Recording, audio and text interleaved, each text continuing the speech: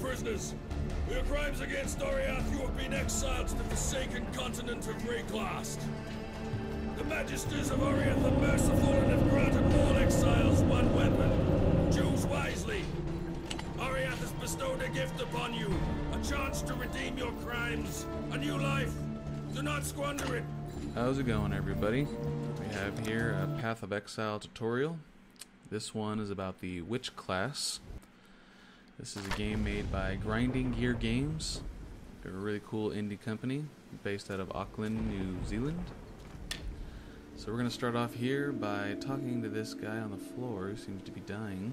A zombie decides to mess with him. So I start out with nothing much, simple wand to use. As you can see, the Witch class has long-ranged attacks.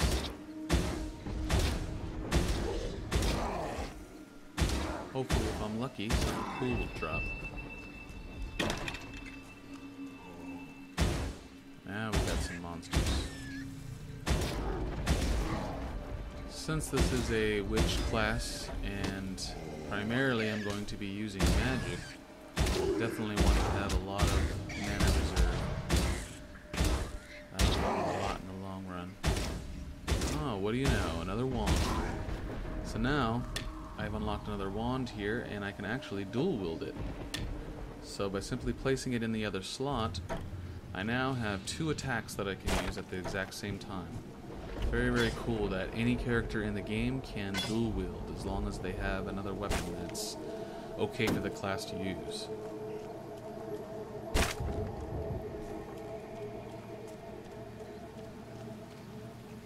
So now you can see my dual wielding strength. And I gotta use a potion right here because they're bombing on me. The flask system is very, very ingenious. I love the way that you can use a flask, which is the potion at the bottom, refill your health, and then wait for it to be refilled later by destroying monsters. The graphics that are in this game are very, very cool. I love the water effects and the waterfalls and the lightning. I actually have this game set at max graphics right now. There's a little bit of graphics from the mountainside.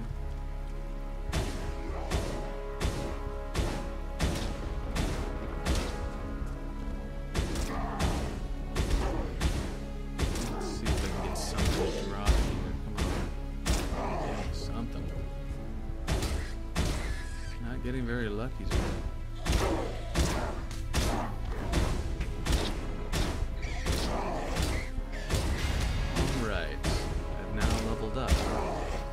This will give me a perfect opportunity to show you the skill tree system. Every single character class starts on a specific point of the skill tree, which they can then place the skill points on the little bubbles there and branch out into any direction that you actually wish. So right now I have a few areas that I can choose from, that I can start the branching path from.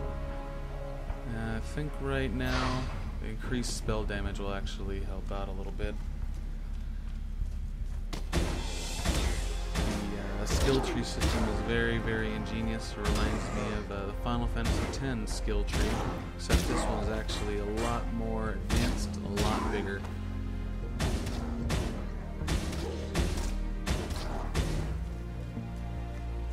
At least I found a piece of armor. That helps out. Hey, armor scrap, that's awesome. This can actually be used to improve the quality of an armor piece that you have in your inventory. You can increase it to a maximum of plus 20%. The extra percentages increases the base values of the item. Hey, what do you know? Got Aura of Transmutation. This can be used to turn a normal white item to a blue magic item. And it gives you a random set of base values on it. Kind of cool if you just need something cool to use. So now that I've actually reached the mini boss, I can decide to take him out. Don't really have a choice. I have to pretty much do melee. Once you get this character down to about halfway health, he actually has a really cool animation there where he pulls the sword out of his chest and then he starts to beat you with it. Very, very cool animation. Since I don't really have a lot of strength, it's taking me a long time to kill him. I have to use a little bit of evading tactics here and use some flasks. I'm really running low on the health, but I think I can pull it off. Oh, what is this? A rare wand dropped. How awesome. That is very rare indeed, to actually have a rare wand drop on the first tutorial monster. Let's see how strong it is. Hey, not too shabby. 11% increased spell damage. It gives me extra physical damage. It even gives me a +2 life gained when I kill enemies with it. That always helps out. Always good to have +2 life gained, or even a life leech, which actually leeches a percentage, not a plus value. Life leech is way better, actually, in my opinion.